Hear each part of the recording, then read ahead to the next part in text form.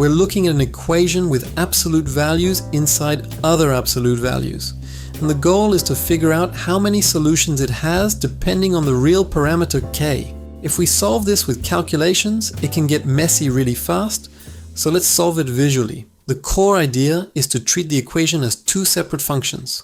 F of x equals the absolute value of x plus 2 minus 1 and g of x equals k. By sketching the graphs of these functions, we can find the number of intersection points, which is equal to the number of solutions to our equation. Let's start with the graph of the function f of x. We'll build it step by step. We begin with the line y equals x.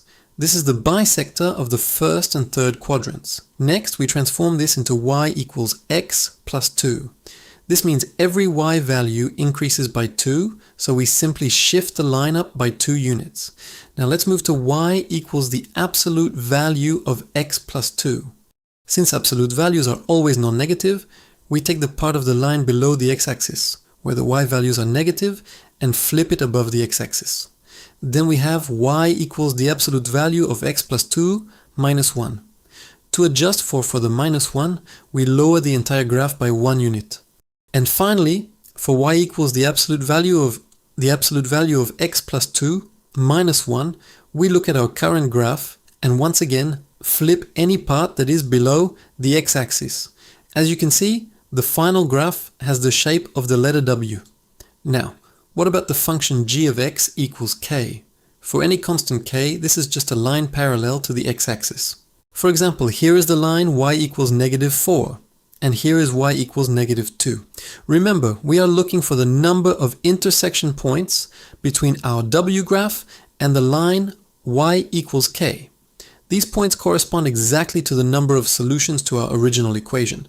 It is clear that for any negative k, the line y equals k and our graph have no intersections. So for k less than 0, the original equation has no solutions. When k equals 0, the line sits exactly on the x-axis.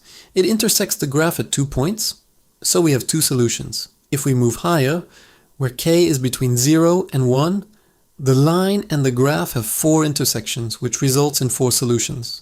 As we increase k further, at k equals 1, we have 3 intersections, or 3 solutions for the original equation. Lastly, for any k greater than 1, the line and the absolute value graph have again 2 intersections, and the equation is back to 2 solutions. With both functions mapped, we can clearly determine the number of solutions for any value of k. This shows the power of coordinate geometry. An algebraic problem that looks complicated at first becomes much clearer once you visualize it. If you liked this video, you can find more treasures in the attic by subscribing. Until next time, take care of the logic and the beauty will follow. Enjoy the rest of your day.